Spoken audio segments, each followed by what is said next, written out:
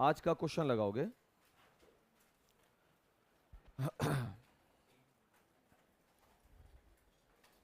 हम लोग एक तो पढ़े थे श्रेणी क्रम ना बाबू।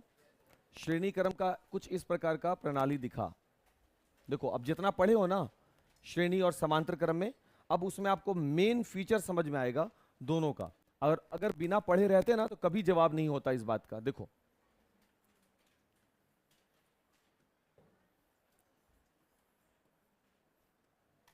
तीन प्रतिरोध थे R1, R2, R3। यहां पर सेल दो गो यानी बैटरी बना लिया। यहां पर एक कुंजी दिया था। कल वाला हम वीडियो लेक्चर भी भेज दिया है बाबू, जिनको दिक्कत लगा हो। श्रेणी क्रम का भी है मेरे पास पुराना बना हुआ, चाहोगे अगर बोलोगे तो हम भेज देंगे। I से बन गया ये I1, I2 और ये I3। तीन भाग में धारा का बंटवारा किसके नियम से? हाँ, किर्चहॉफ के नियम से। यहां पर संधि का नियम लगता है। उन्होंने बताया था कि किसी संधि पर आने वाली धारा और संधि से होकर के निकलने वाली धारा दोनों आपस में क्या होती है? बराबर होती है। सही है बात? और ये तो भाई अपना वही श्रेणी क्रम था। लेकिन यहां पर क्या देखने के लिए मिलता है? हर एक प्रतिरोध के लिए अलग अलग विभवांतर। ध्यान है? V2, V1 और ये V3। तो बोलना है, क्वेश्चन है आज का जो हम लोग डिस्कस करेंगे कि इस श्रेणी क्रम संयोजन और समांतर क्रम संयोजन में क्या अंतर है, बेसिक डिफरेंस क्या है। और हम लोग अपने घरेलू परिपथ में कौन सा लगाएंगे? समांतर क्रम संयोजन। क्यों लगाएंगे? बस मान लो टीचर बोल रहा है कि बाबू घर में जो है हम लोगों को कौन सा संयोजन लगाना चाहिए? समांतर क्रम संयोजन। सर आप ऐसा क्यों कह रहे हैं? समांतर क्रम संयोजन क्यों करेंगे? तो कुछ बेनिफिट आपको मालूम होगा तभी ना। तो श्रेणी क्रम संयोजन में कुछ डिमेरिट था। जैसे हम लोग लास्ट में जब श्रेणी क्रम संयोजन का समतुल्य प्रतिरोध निकाले बाबू RS, तो किसके बराबर निकला था? R1 plus R2 plus R3। यानी श्रेणी क्रम संयोजन का जो समतुल्य प्रतिरोध निकला था वो उस परिपथ में मौजूद सभी प्रतिरोधों के कुल योग के बराबर था। इसका मतलब ये हुआ कि श्रेणी क्रम का जो कुल प्रतिरोध है उस परिपथ का वो बहुत हाई हो जाता है। कितना हाई होगा?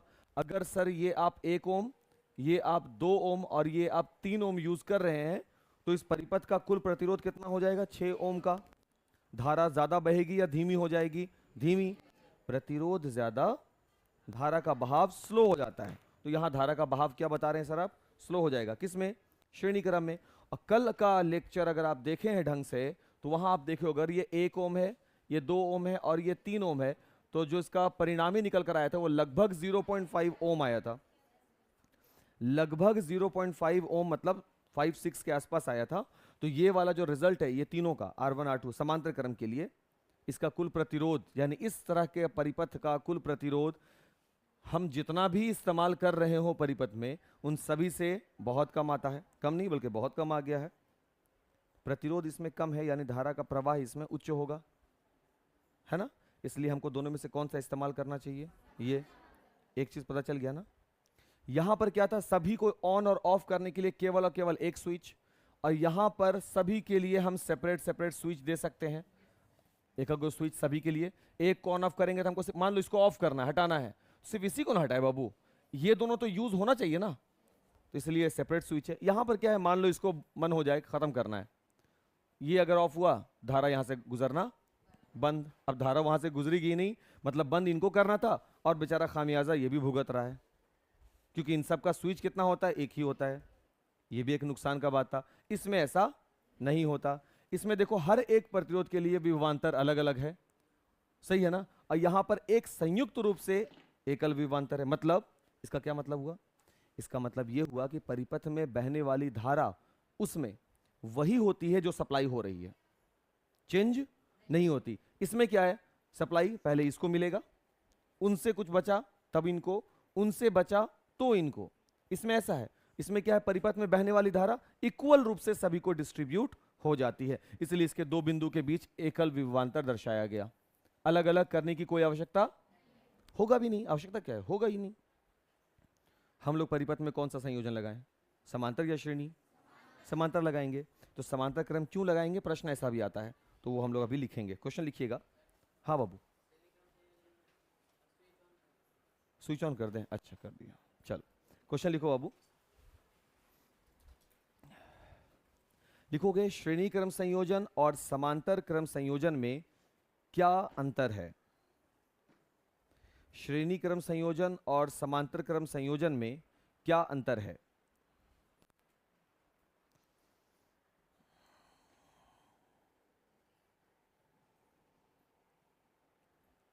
श्रेणी क्रम संयोजन और समांतर क्रम संयोजन में क्या अंतर है। हाँ, क्या अंतर है। हो गया बाबू। एक तरफ बाबू श्रेणी क्रम संयोजन लिख लो, एक तरफ बाबू श्रेणी क्रम संयोजन लिख लो।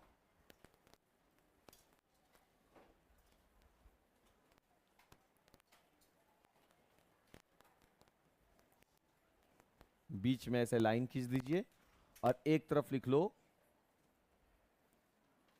समांतर क्रम, समांतर क्रम संयोजन।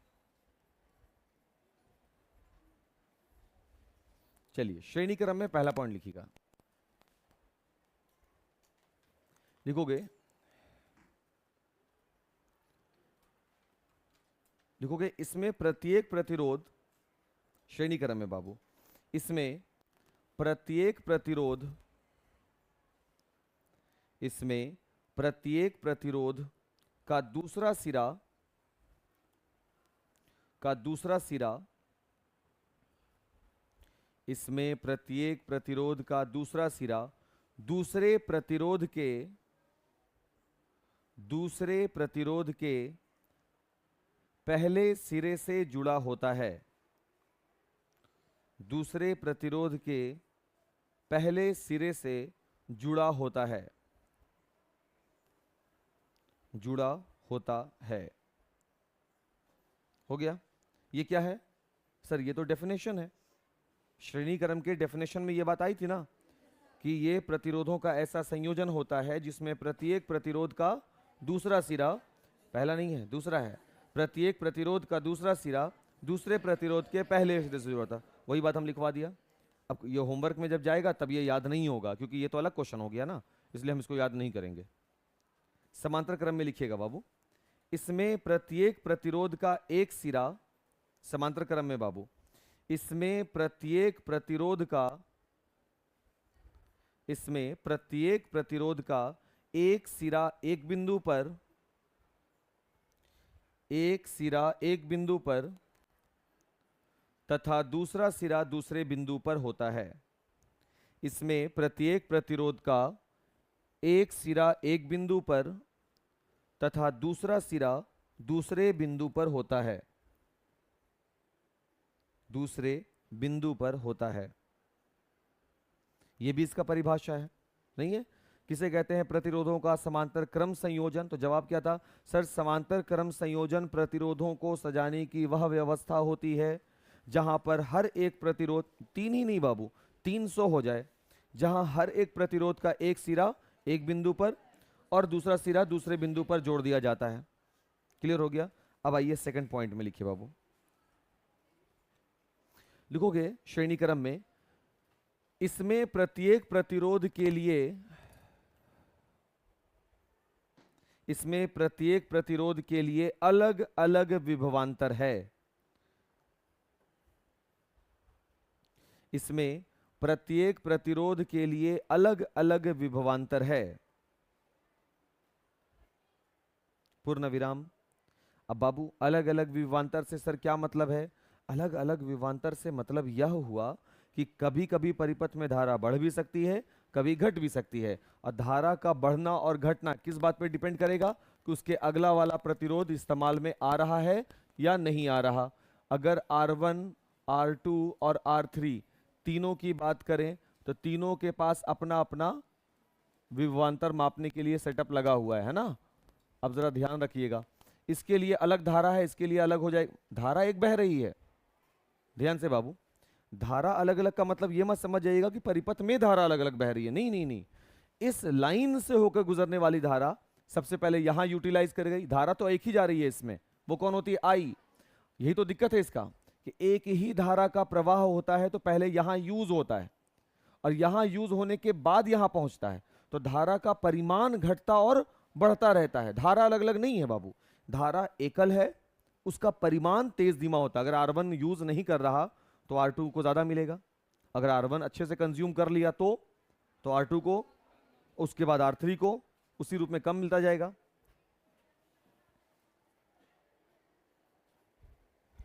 समझ में आ रहा है बात? इसलिए हम आपको बता रहे कि इसमें अलग अलग विभवांतर होता है। इन दोनों पॉइंट के बीच में अलग विभवांतर होगा, इसके R2 के दोनों छोर के बीच में अलग विभवांतर होगा, R3 के दोनों छोर के बीच में अलग विभवांतर। किसे कहते हैं विभवांतर? दो बिंदुओं के बीच के विभव के अंतर को। सही है ना? तो पहला कैसा यहां पर का विभव हुआ होगा, कैसा यहां पर का विभव, इसका वैल्यू अलग। अब जो बचेगा वही ना आगे विभव ट्रैवल किया होगा इस पॉइंट के लिए, जो बचेगा वही ट्रैवल किया होगा इस पॉइंट के लिए। तो इस पॉइंट के बीच विभव का अंतर इससे जरूर अलग होगा। फिर जो बचा होगा वो आगे ट्रैवल करेगा, तो इस पॉइंट पे जब पहुंचा तो इसका विभव अलग और इस पॉइंट का विभव अलग, तो इनके बीच का फिर से अलग। आ रहा बात समझ में? मतलब बचने के बाद आवेश आगे गया होगा, इस पॉइंट पर गया होगा। सही है ना बाबू? और उसके बाद इस पॉइंट और इसके दूसरे छोर के बीच का, हर बार दो छोर के बीच, ये पॉइंट ए और पॉइंट बी जब कहीं से यूज होकर के पहुंचेगा यहां पर, तब ना इन दोनों के बीच का आप भी निकालोगे। तो यूज हो के पहुंच रहा है, इसका मतलब वैल्यू अलग मिलेगा। फिर यूज हो करके आगे पहुंच रहा है, वैल्यू अलग मिलेगा। बिना यूज हुए आगे पहुंच रहा है, वैल्यू और बढ़ा हुआ मिलेगा। यानी एक जैसा धारा प्राप्त नहीं हो रही। आइए समांतर क्रम में लिखिए बाबू, लिखोगे। इसमें सभी प्रतिरोधों के लिए एक समान विभवांतर होता है। इसमें सभी प्रतिरोधों के लिए एक समान विभवांतर होता है। सभी प्रतिरोधों के लिए एक समान विभवांतर होता है। एक समान विभवांतर होता है, होता है, क्योंकि जंक्शन सबका एक ही है। नहीं है बाबू? पॉइंट, ये कौन सा पॉइंट हो गया ए, ये कौन सा पॉइंट हो गया बी। चलो इसका विभवांतर बताओ। तुम बोलोगे सर ये हो गया इसका विभवांतर, चेक हो गया, ठीक। अब बोलेंगे दूसरा जोड़ दिया बाबू, देख लो अभी भी ये किस में जुड़ा है, ए और बी में जुड़ा। अगला जोड़ दो, किस में जुड़ा, ए और बी में ही तो जुड़ा। तो आपको हर बार विभवांतर किस में देखना है, ए और बी में। और फिर आपको ये भी मालूम हो गया यहां पर कि धारा आई है जिसका 3 भाग में बंटवारा है ना? तो धारा भी कैसी बह रही है, जरूर एक समान। विभवांतर हमेशा एक समान बना हुआ है। इस बल्ब को देखो तेज धीमा हो रहा है, नहीं ना। फैन को देखो तेज धीमा हो रहा है। यहां पर जो बल्ब लगा हुआ क्या ये तेज धीमा हो रहा है? नहीं, एक जैसा स्टैटिक बना हुआ है। बगल वाले रूम में फैन ऑन ऑफ हो जाए तो क्या यहां तेज धीमा हो जाता है? क्यों नहीं हो रहा? क्यों नहीं हो रहा? क्योंकि सर ऐसा लग रहा है कि सभी का एक जगह पर मेन पॉइंट जोड़ा गया है, एक वायर, और एंड एक पॉइंट पर है, यानी एक पॉइंट से जुड़ा हुआ है। तो धारा जिस परिमाण की बह रही है, इसको ऑन ऑफ करने से इस पर कोई प्रभाव नहीं पड़ रहा। इसका मतलब सभी का स्टार्टिंग पॉइंट एंडिंग पॉइंट एक है, अलग अलग नहीं है। मतलब अलग अलग का मतलब एक दूसरे के पीछे नहीं लगे हुए हैं कि एक का कोई प्रभाव दूसरे पर हो, ऐसा नहीं है। क्लियर हुआ? लिखो अब, विभवांतर होता है, एक समान विभवांतर होता है। तीसरा बिंदु लिखिएगा, श्रेणी क्रम में ऑन ऑफ के लिए एक स्विच होता है। एक नहीं, एक ही स्विच होता है। ऑन ऑफ के लिए एक ही स्विच होता है। SWITCH, है ना? एक ही स्विच होता है। और यहां समांतर क्रम में आइए बाबू, इसमें अलग अलग प्रतिरोधों के लिए, समांतर में लिखवा रहे हैं बाबू, इसमें अलग अलग प्रतिरोधों के लिए, इसमें अलग अलग प्रतिरोधों के लिए स्विच भी अलग अलग हैं। इसमें अलग अलग प्रतिरोधों के लिए स्विच भी अलग अलग हैं। स्विच भी अलग अलग हैं, पूर्ण विराम। अब ये जो स्विच अलग अलग है बाबू, ये जो स्विच अलग अलग है, तो ये फायदे की बात है या नुकसानदेह है? फायदे का चीज है, ठीक। अगला पॉइंट लगाइएगा बाबू श्रेणी क्रम में।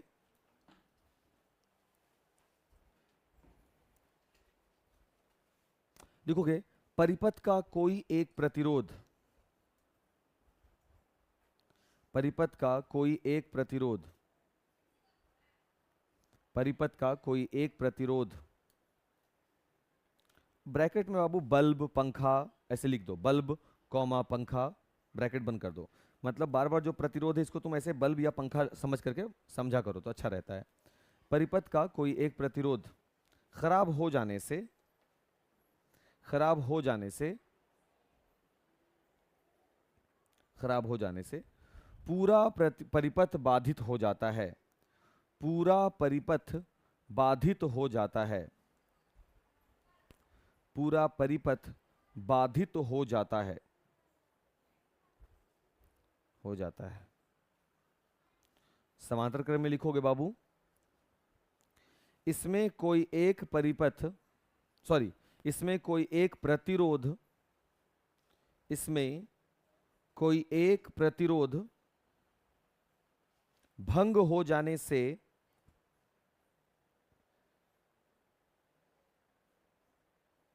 भंग हो जाने से पूरा परिपथ, पूरा परिपथ बाधित नहीं होता है, पूरा परिपथ बाधित नहीं होता है, पूरा परिपथ बाधित नहीं होता है। सही है। शादी वगैरह में वो जो छोटा वाला जो बल्ब आता है बाबू, लीची बल्ब बोलते हैं ना, देखिए उनको बेचारे को जब न्यू न्यू सेटअप लगा रहे होंगे उस वक्त नहीं जल रहा है तो देखोगे वो ऐसे करके एक एक बल्ब को चेक कर रहे होते हैं, टाइम देते हैं ना। अब सुबह से शाम लग जाता है उनको ढूंढने में, ज्यादा हेवी अगर है तो। क्यों भाई? एक बल्ब सीरीज कर गया, एक बल्ब, अब वो वहां से धारा को गुजरने दिया नहीं तो परिपथ पूरा हुआ ही नहीं, तो बल्ब जला ही नहीं। कभी अगर ऐसा हो तो एक आपको बल्ब को खोल लेना ना जलते हुए में, एक बल्ब को खोल कर हटा लेना, देखो क्या होगा। क्या होता है बाबू? ऐसा ऐसा शौक काहे हुआ था बाबू? हैं? अपने घरे का खत्म कर दिया? अच्छा खराब हो गया तो पूरा बंद हो गया होगा। हाँ तुम बोले ना किए हैं तो हमको लगा कि खोल खाल किया क्या। हाँ ठीक है, तो अगर जिसे वो बोल रहे हैं कि बंद हो गया था तो एक हम अकेले नहीं है, वो भी है साथ में। आ रहा बात समझ में बाबू? तो वो हुआ क्या दरअसल कि वो एक खराब होने का मतलब ये हुआ कि अब ये आगे से धारा को गुजरने दिया नहीं, तो परिपथ पूरा होगा क्या? धारा जब गुजरी नहीं तो इसमें एक वही है ना जो माइनस में आके विसर्जित होती है धारा, आगे गया ही नहीं धारा। जब धारा आगे गई नहीं तो इसका मतलब वो ऑन होगा ही नहीं, पूरा का पूरा सन्नाटा। समांतर क्रम में ऐसा नहीं है, देखो वहां पे, वहां देखो, वो देखो दो को एक अंदर साइड गया हुआ, देखो येलो रंग का वायर होगा अंदर साइड जो गया है उस रूम में, स्कूल वाले में गया है, दिख रहा है क्या? तुम लोग को तो दिखता होगा बाबू वहां पे। मान लेते हैं कि स्कूल वाले में कोई भी प्रॉब्लम अगर हुआ, फैन वगैरह कुछ भी करना, एक तो हम वहां पे अंदर में एक सर्किट बोर्ड बनाए हुए हैं, सभी का सेपरेट है वहां पे, फिर भी अगर हुआ तो ये उसका मेन वायर अलग है जो हम वहां से लाए हैं बाहर से, बाहर का मतलब अपने सर्किट बोर्ड से। चाहते बाबू तो एक ही तार खींच करके सबको जोड़ देते ऐसे से, ऐसे नहीं किया गया। होता क्या है, वो अलग स्विच हो गया, अलग स्विच हो गया ना वो, बस वो यही तो आपको जानना है।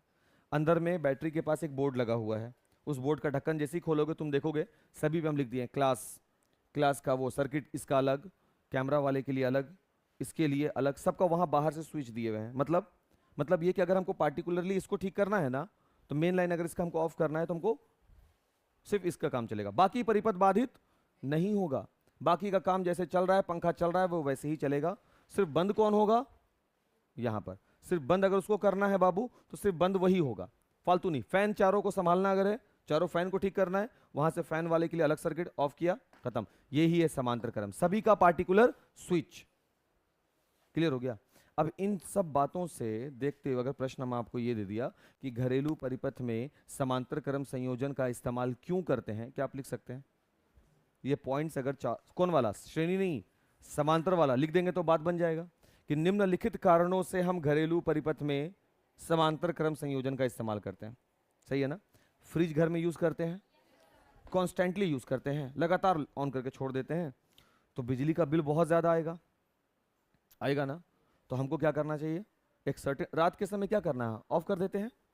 तो इस जो फ्रिज वगैरह उसको ऑफ कर दीजिए रात के समय में, अगर बिजली का बिल आता है तो आता है ना, तो उसको ऑफ करना जरूरी है ना बाबू, नहीं तो रात भर, समझ रहे हैं, फालतू है वो, रात में आप यूज भी नहीं कर रहे हैं उसका, तो आप ऑफ कर दें उसको। तो जैसे ही उसको ऑफ करेंगे, अगर श्रेणीक्रम होता और उस प्रतिरोध को जैसे ही गायब करते, पूरा खत्म, पूरा खत्म। पार्टिकुलर स्विच तो उसमें होता है नहीं, मैंने लाइन ऑफ करना पड़ता बाबू, पूरा परिपथ खत्म। समांतर क्रम है, इसलिए आप जाके पार्टिकुलरली क्या करते हो, स्विच उसके लिए ऑफ करते हो। अभी कुछ क्लियर हुआ बात?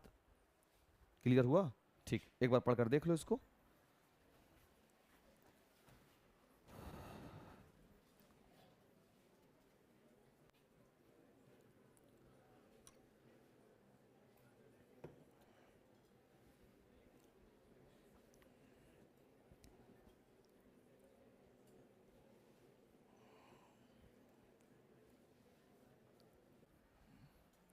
हेडिंग लगाओगे बाबू?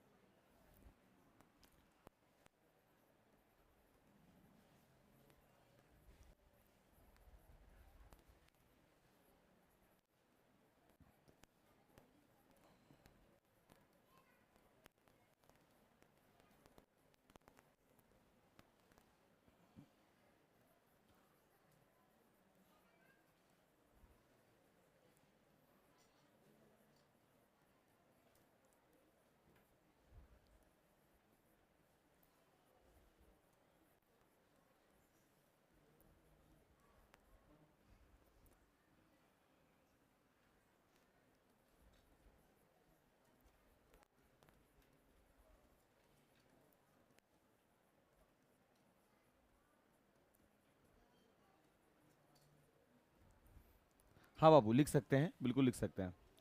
जब किसी चालक पदार्थ से विद्युत धारा प्रवाहित की जाती है तो उस चालक पदार्थ में ऊष्मा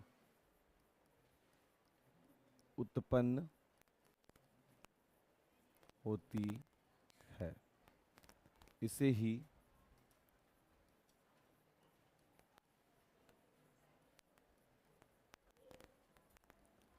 विद्युत धारा का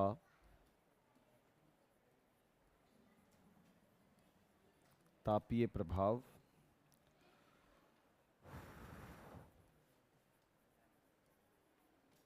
थर्मल इफेक्ट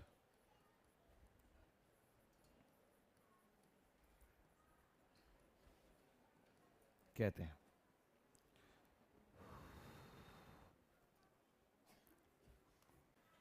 जब किसी चालक पदार्थ से विद्युत धारा को प्रवाहित करते हैं तो उस चालक पदार्थ में ऊष्मा उत्पन्न होती है। कैसे मालूम? सर आपको कैसे मालूम? किताब में लिखा हुआ इसलिए। क्या बाबू, क्या बोल रहे हैं?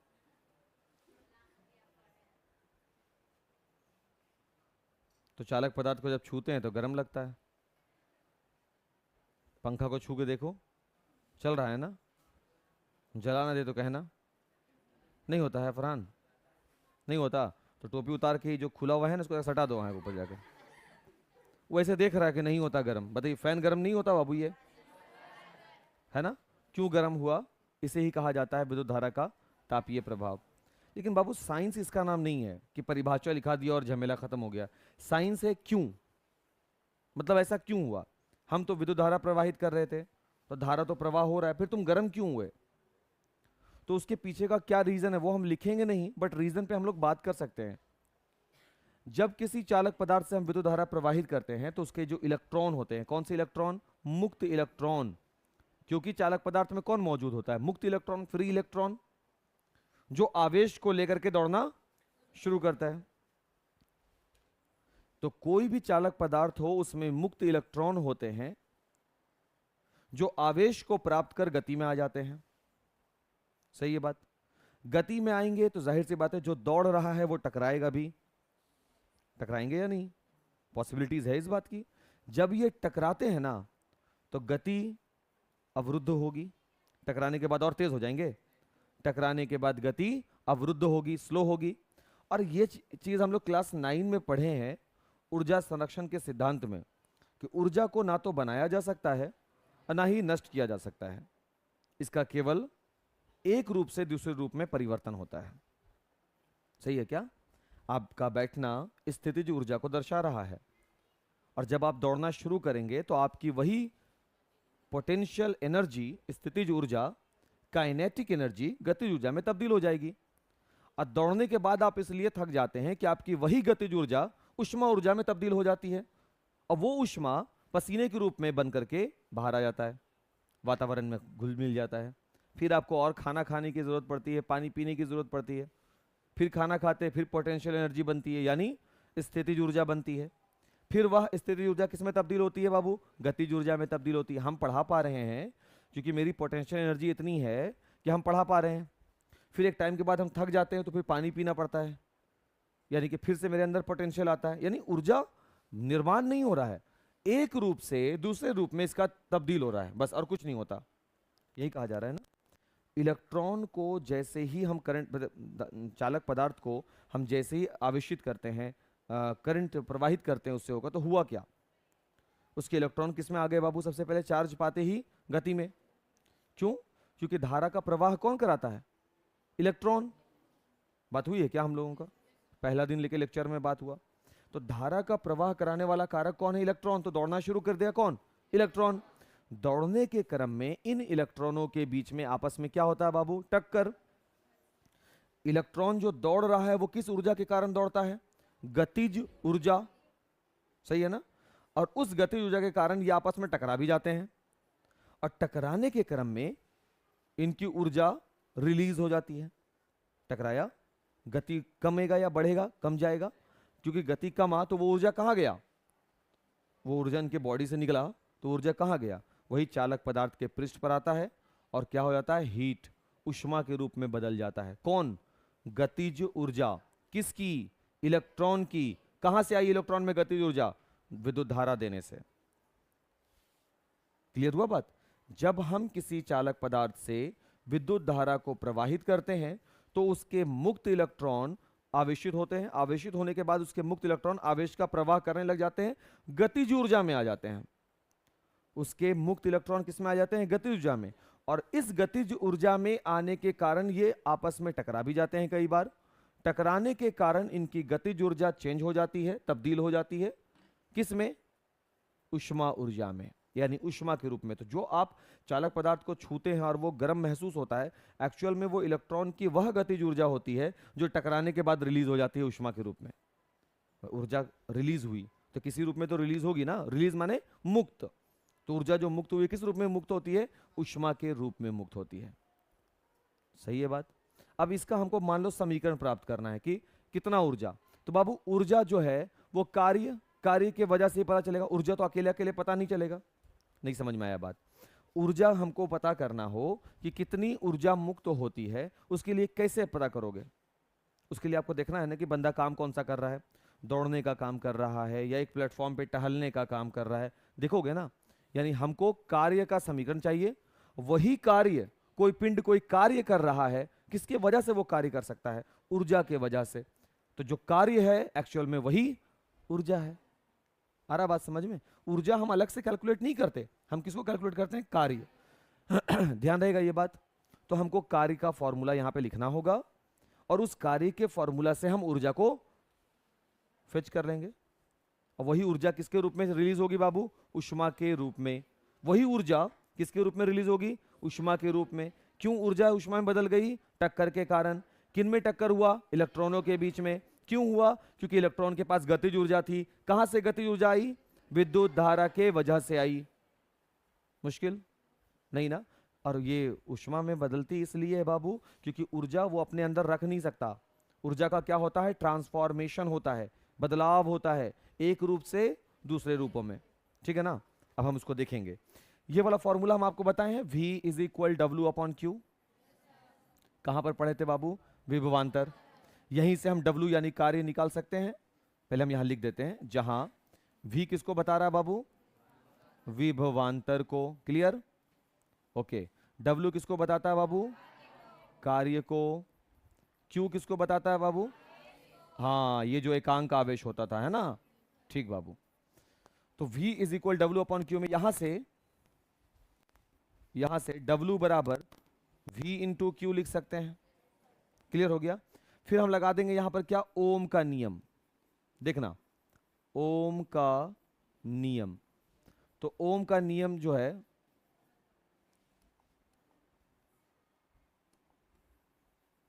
ओम के नियम से, तो ओम के नियम से क्या पता चलता है बाबू? कि V जो होता है वो किसके बराबर होता है? I और R के बराबर होता है। पता है ये बात? तो यहां पर अगर हम आ जाएं, W बराबर, तो इस V के जगह पर हम क्या लगा सकते हैं बाबू? I भी लगा सकते हैं और R भी लगा सकते हैं। हो गया ना। और इनटू यहां पर पहले से कौन बैठा हुआ है? Q। कोई दिक्कत नहीं। अब हमको उस Q को रिप्लेस करना है, तो विद्युत धारा के नियम से, विद्युत धारा जिसको हम लोग किससे सूचित करते हैं बाबू? I से।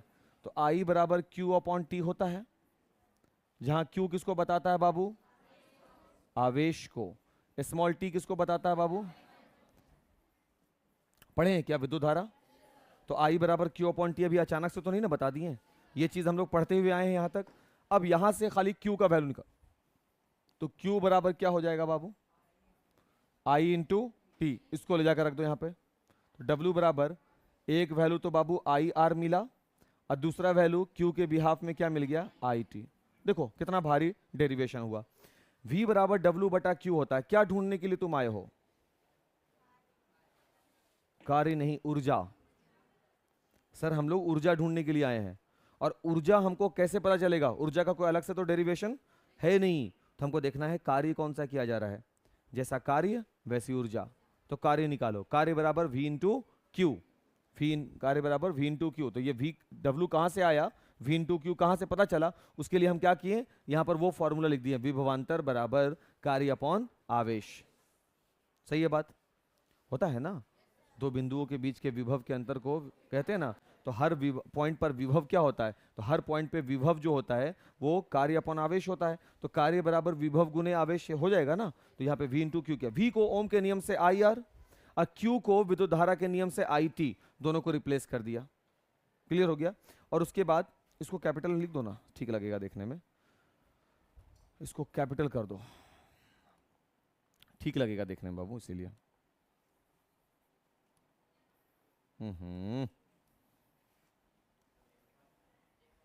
एक बार मिटा दिया जाए। ठीक, सिखाने के लिए शुक्रिया। और कहीं पे है? हो गया ना सब? V इंटू क्यू हो गया यहाँ पे।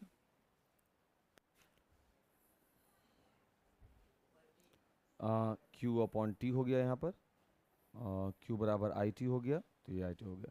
या W बराबर क्या हो गया बाबू? I square R T। देखो ध्यान से, यही W, ये जो कार्य है, ये किसके वजह से किया जा रहा है? ऊर्जा के वजह से। यही कार्य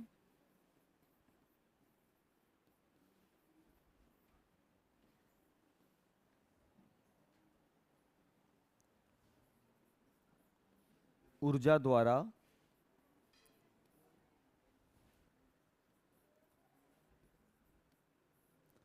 किया जा रहा है। और जो ऊर्जा है वही ऊर्जा किसमें तब्दील हो रही है? उष्मा में। जो उसकी गतिज ऊर्जा थी वही ऊर्जा टकराने के बाद किसके रूप में रिलीज हो रही है? उष्मा के रूप में। तो यही ऊर्जा है और यही उष्मा बदलती है। तो उष्मा को हम लोग इंग्लिश में क्या बोलते हैं? हीट। तो ये जो W है ना, वो रिप्लेस किससे हो जाएगा? हीट से, H से। और यहां पर रिजल्ट क्या दे देगा बाबू हम लोगों को? रिजल्ट क्या दे देगा हम लोगों को? W की जगह पे H हो जाएगा। H बराबर हो जाएगा I स्क्वायर R और T। ये हो गया। देखो, ये कार्य किसके वजह से? ऊर्जा के वजह से। और ऊर्जा जो है वो ऊर्जा यहां पर किसके लिए ऊर्जा है? इलेक्ट्रॉन के लिए बात हो रही है ना। कौन सी ऊर्जा हो गई? गतिज ऊर्जा। वही ऊर्जा टकराने के बाद किसमें रिलीज हो जाए, किसमें बदल जा रही है? उष्मा के रूप में बदल रही है। ऊर्जा ही ना उष्मा बदल रही है। हीट कौन जनरेट कर रहा है? वही गतिज ऊर्जा जो अवरुद्ध हो रही है, वो चेंज हो रही है, बदल रही है। किसमें बदल गई है? उष्मा में। तो वहां पे लिखा कि यही कार्य, ये जो कार्य है वो ऊर्जा द्वारा किया जा रहा है, यानी ये कार्य जो है एक्चुअल में यही ऊर्जा है। और वो ऊर्जा किसमें बदल रही है? हीट में। यह ऊर्जा किसमें तब्दील हो रही है? उष्मा में बदल रही है। उष्मा में बदलती है। तो W और H आपस में क्या हो जाएगा? बराबर। ठीक है, तो H बराबर क्या निकल जाएगा? I² RT। ये वाला है। पहले इसका कारण हम एक लाइन दो लाइन लिखवा देते हैं ना। किसी चालक पदार्थ से विद्युत धारा प्रवाहित की जाती है तो उस चालक पदार्थ में उष्मा उत्पन्न होती है। इसे ही विद्युत धारा का उष्मीय प्रभाव कहते हैं। पूर्ण विराम। आगे लिखिएगा बाबू, इसमें लिख लो पहले थोड़ा सा पैराग्राफ चेंज करके लिखोगे कि विद्युत धारा के तापीय प्रभाव का, विद्युत धारा के तापीय प्रभाव का, विद्युत धारा के तापीय प्रभाव का कारण यह है कि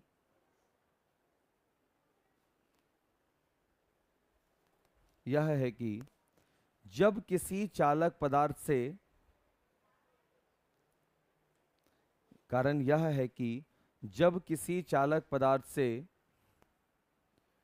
विद्युत धारा प्रवाहित करते हैं, जब किसी चालक पदार्थ से विद्युत धारा प्रवाहित करते हैं तो उसके मुक्त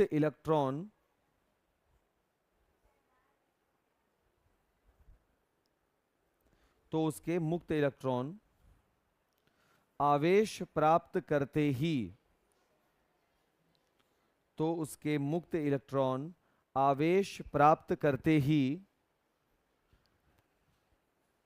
गति करने लग जाते हैं। गति करने लग जाते हैं। पूर्ण विराम। इस गतिज ऊर्जा के कारण, इस गतिज ऊर्जा के कारण वे टकराते हैं। इस गतिज ऊर्जा के कारण वे टकराते हैं और ऊर्जा का कुछ अंश,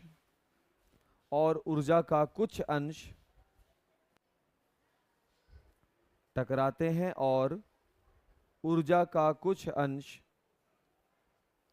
उष्मा के रूप में बदल जाता है।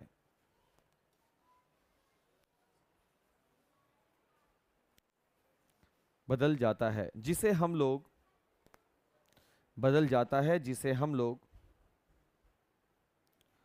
तापीय प्रभाव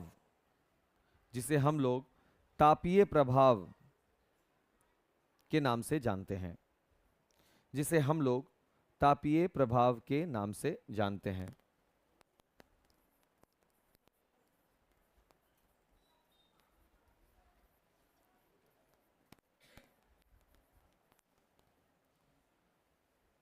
हम जानते हैं कि V इज इक्वल W/Q होता है, तो W बराबर V गुने Q। ठीक है, और V पे किसका नियम लगाना है बाबू? ओम का नियम। तो V बराबर IR होता है। अगर आप ओम का नियम पढ़े हैं तो Q बराबर क्या हो जाएगा बाबू? I into T. अगर आप विद्युत धारा पढ़े हैं तो I इंटू टी विद्युत धारा से मिल जाएगा। दोनों को अपने अपने जगह पर रख देंगे तो W बराबर क्या मिल जाएगा बाबू? I² RT। क्लीन, काम समाप्त नहीं हुआ। ये तो कार्य का समीकरण है, और कार्य किसके वजह से किया जाता है? ऊर्जा के वजह से किया जाता है। तो यही कार्य, ये जो W है, ऊर्जा द्वारा किया जा रहा है, इसलिए W जो है वो कुछ नहीं, वो ऊर्जा ही है। सही है बात यहां तक? और फिर यह ऊर्जा जो दौड़ने के दौरान टकराने के बाद रिलीज होगी, वही ऊर्जा किसमें बदल जा रही है? उष्मा के रूप में। इसलिए W बराबर H हो गया। H जो है वो किसको बता रहा है बाबू? हीट को। और हीट का मतलब क्या है? उष्मा। तो ये जो कार्य का इक्वेशन है एक्चुअल में वही ऊर्जा और हीट यानी उष्मा का भी है। तो I² RT निकल कर आया। लिखिए बाबू अब आप इसको पूरा यहां से, और नोट करने के दौरान अगर कोई सवाल हो तो आप कर सकते हैं।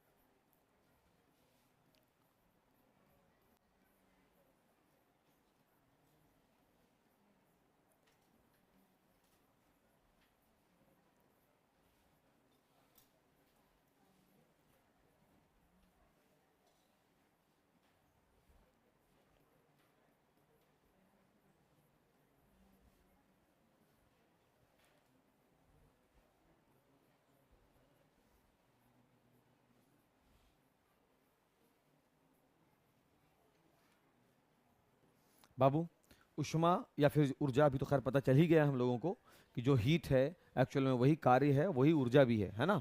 तो उष्मा ऊर्जा, इसका एसआई मात्रक क्या होता है? जूल होता है। तो ये जो रिजल्ट निकला हीट यानी उष्मा का I² RT, ये किसके बराबर होगा? I²RT जूल के बराबर होगा। क्लियर हो गया बात? और अगर सीजीएस में जाएं, उष्मा या ऊर्जा, ऊर्जा का CGS, जानते हैं CGS? Centimetre gram second, 9th में पढ़ने का था, प्रणाली। उष्मा या ऊर्जा का CGS मात्रक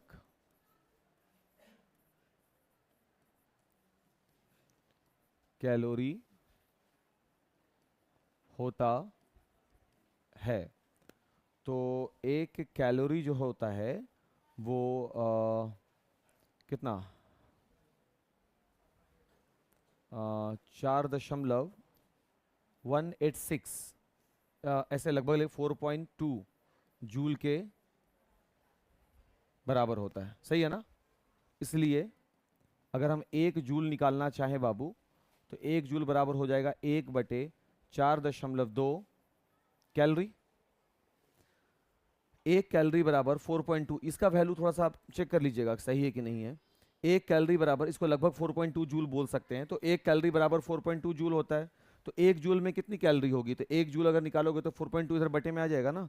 तो 1 जूल में इतनी कैलोरी होती है। अब हम इसको H निकालें तो H बराबर हम लिख सकते हैं I² RT, और ये 1 जूल है, उसके जगह पे हम लिख सकते हैं बटे में 4.2 कैलोरी लिख सकते हैं बाबू। हाँ, नहीं समझ में आया? ये जो वैल्यू है ना यहाँ पे, ये कहाँ गया? ये कहाँ निकालें यार? ये यहाँ, ये जो है जूल, एक्चुअल में क्या है? 1 जूल है ये। I² RT गुने 1 जूल, और उस 1 जूल को हम रिप्लेस कर रहे हैं बाबू। तो 1 जूल बराबर कितना होता है? तो 1 जूल बराबर होता है 1/4.2। तो हो नहीं गया 1/4.2 कैलोरी। तो कैलोरी, तो यहाँ पर ये मात्रक जो हो गया ये जूल में निकाल कर दे दिया, ये CGS के रूप में कैलोरी के फॉर्म में उष्मा निकल कर आ गई। ठीक है बात? इसको भी अब हम लोग आगे बढ़ेंगे बाबू। टॉपिक हम लोगों का हो जाएगा तापीय प्रभाव के जूल का नियम।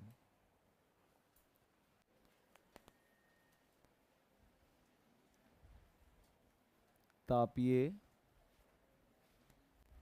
प्रभाव के लिए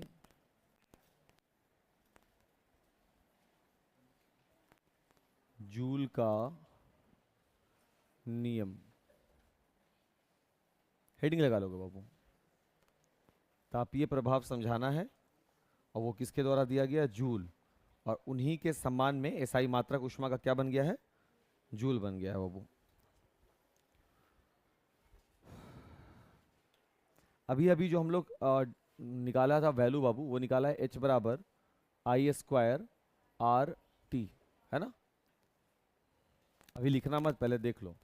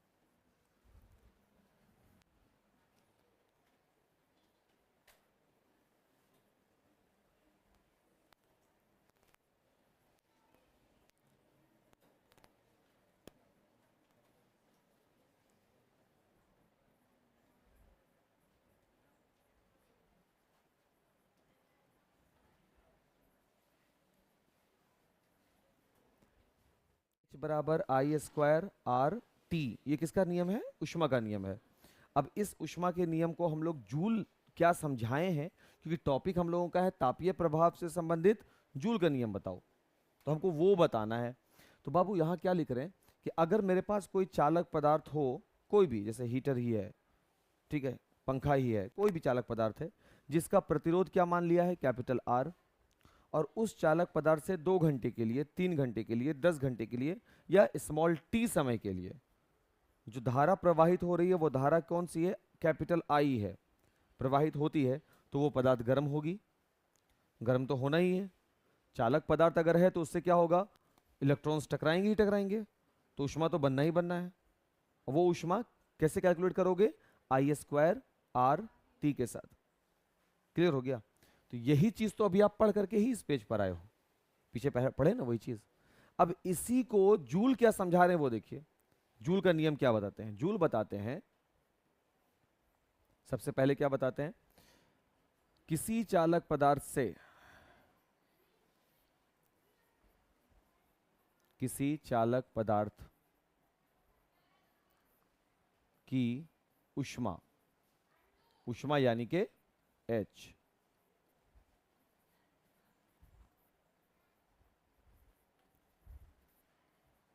उस चालक पदार्थ से प्रवाहित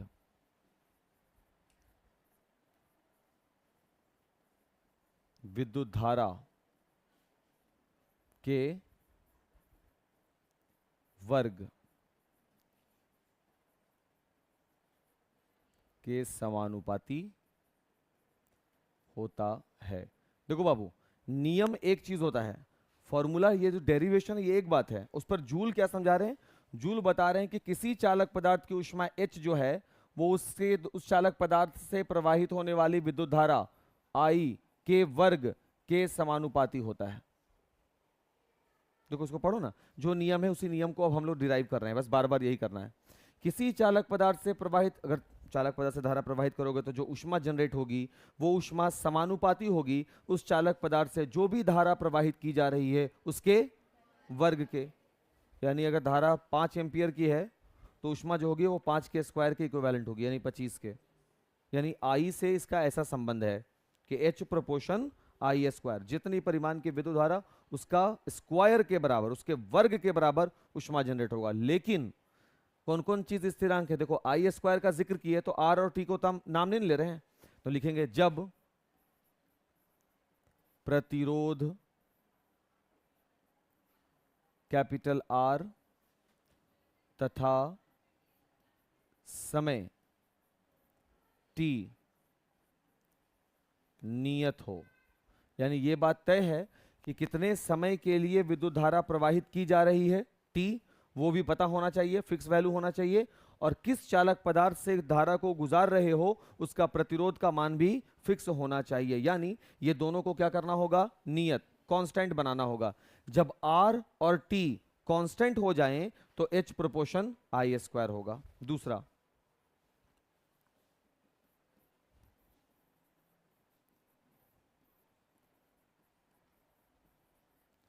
किसी चालक पदार्थ की ऊष्मा H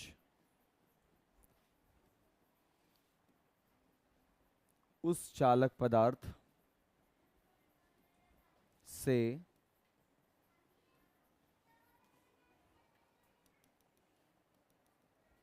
उस चालक पदार्थ के प्रतिरोध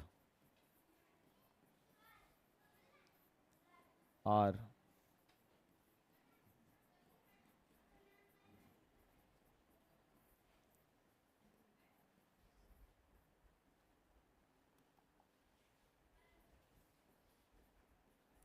देखो भाई अगला वाला कौन है, R है ना, तो वो बता रहे हैं H जो होगा वो R के समानुपाती होगा। कब, जब विद्युत धारा कौन है भाई, I, तथा कौन बाबू, समय बचा हुआ है ना, समय T क्या हो जाए, फिक्स हो जाए, नियत हो। मतलब ये हुआ बाबू, इसको हम एक ट्रिक जैसा भी समझ सकते हैं ना, कि जब एक का नाम लिया जाए तो बाकी दोनों क्या हो जाएंगे, कांस्टेंट हो जाएंगे। यहाँ पे देखो आई का नाम लिए तो आर और टी कांस्टेंट, आर का नाम लिए आई और टी कांस्टेंट, आई स्क्वायर नहीं, आई और टी, आई का माने विद्युत धारा, अगला काम किसका होगा, टी के समानुपाती, तो आई और आर कांस्टेंट बन जाएंगे। तीसरा,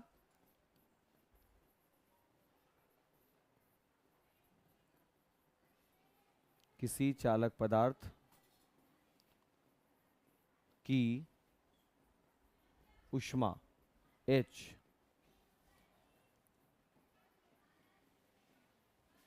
उस चालक पदार्थ से प्रवाहित धारा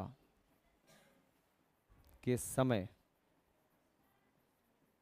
के समानुपाती होता है। मतलब ये कि अगर 2 घंटा के लिए धारा प्रवाहित करेंगे तो उष्मा वैसा होगा, और 10 घंटे के लिए अगर धारा प्रवाहित करेंगे तो उष्मा का मान और बढ़ जाएगा। 15 घंटे के लिए करेंगे तो 10 से भी ज्यादा उष्मा जनरेट होगा, नहीं और गर्म हो जाएगा। जितना ज्यादा समय अंतराल उतना ज्यादा उष्मा जनरेट, उतना ज्यादा पदार्थ गर्म होगा। तो यहां पर निकल गया क्या बाबू, H समानुपाती T। जब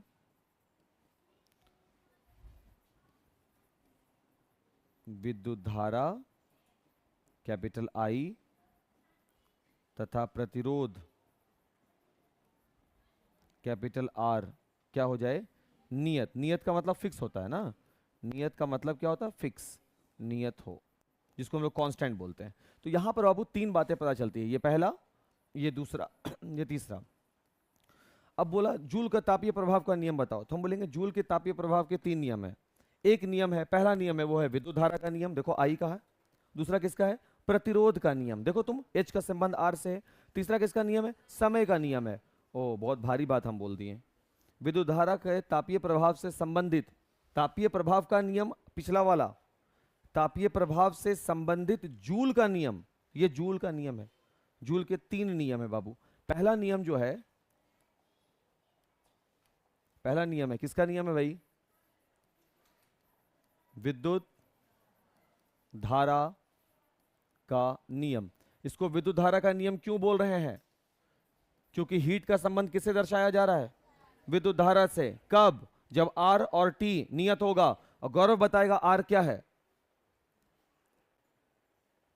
प्रतिरोध है ना बाबू। विद्युत धारा का नियम हो गया। दूसरा वाला नियम देखो बाबू, H का संबंध R से, यानी ये नियम किसका कहलाएगा, प्रतिरोध का नियम, प्रतिरोध का नियम। तो बाबू अगर किसी चालक पदार्थ का प्रतिरोध बढ़ा दिया जाए तो उसकी ऊष्मा बढ़ेगी कि घटेगी, बोलता घटेगी। उसकी ऊष्मा बढ़ेगी, समानुपात में है ना, देखो लिखा हुआ समानुपाती होता है, यानी एक बढ़ेगा तो एक घटेगा तो, लेकिन कब, जब बाकी दोनों कांस्टेंट बन जाए, स्थिर हो जाए, उसमें कोई तब्दीली ना की जा रही हो। फिर तीसरा वाला है, किसी चालक पदार्थ की ऊष्मा उस चालक पदार्थ से प्रवाहित धारा कितने समय के लिए बह रही है, यानी समय के भी समानुपाती जाएगा। सही है क्या, तो ये तीसरा वाला जो नियम है बाबू, ये किसका नियम कहलाएगा, समय का नियम। तो जूल ने 3 नियम दिया बाबू, एक दिया है विद्युत धारा का नियम, दूसरा दिया है प्रतिरोध का नियम, तीसरा दिया है समय का नियम। और इन तीनों को एक जगह ले आओ, समीकरण 1, 2 तथा 3 से। समीकरण 1, 2, 3 से, तीनों समीकरण को एक जगह कर दो, तब क्या बनेगा, H I square R T बराबर का निशान नहीं है, आप ध्यान दीजिए, तीनों समानुपाती है। यही निकल कर आया किसके लिए, जूल का तापीय प्रभाव का नियम। जूल के तापीय प्रभाव के नियम के अनुसार किसी पदार्थ में उत्पन्न ऊष्मा उसके विद्युत धारा के वर्ग के समानुपाती होगा अगर उसका प्रतिरोध और समय दोनों नियत हो। किसी चालक पदार्थ से उत्पन्न ऊष्मा उसके प्रतिरोध के समानुपाती होगा अगर उससे प्रवाहित विद्युत धारा और समय दोनों नियत हो।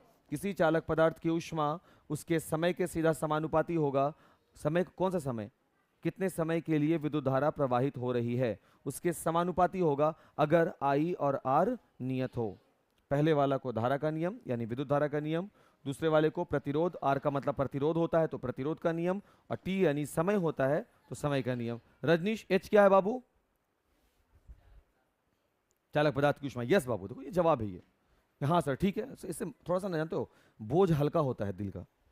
हम लोग चिल्लाते हैं तो हम लोगों को ना थोड़ा रिलैक्स लगता है। देखो खाली ऊष्मा नहीं बोला हुआ, कितना शानदार तरीके से बोला है, H और चालक पदार्थ की ऊष्मा, तो ये होती है बात। क्लियर हो गया, अब आप इसको नोट कीजिएगा बाबू। एक बार में संतुष्टि दे दिया लड़का, कि लीजिए भैया आज आपको हम तृप्त करिए देते हैं। आप भी क्या याद रखिएगा, 10 दिन से दिमाग आपका खराब है, आज आपको हम संतुष्टि दे देते हैं ना। चलिए अच्छी बात है।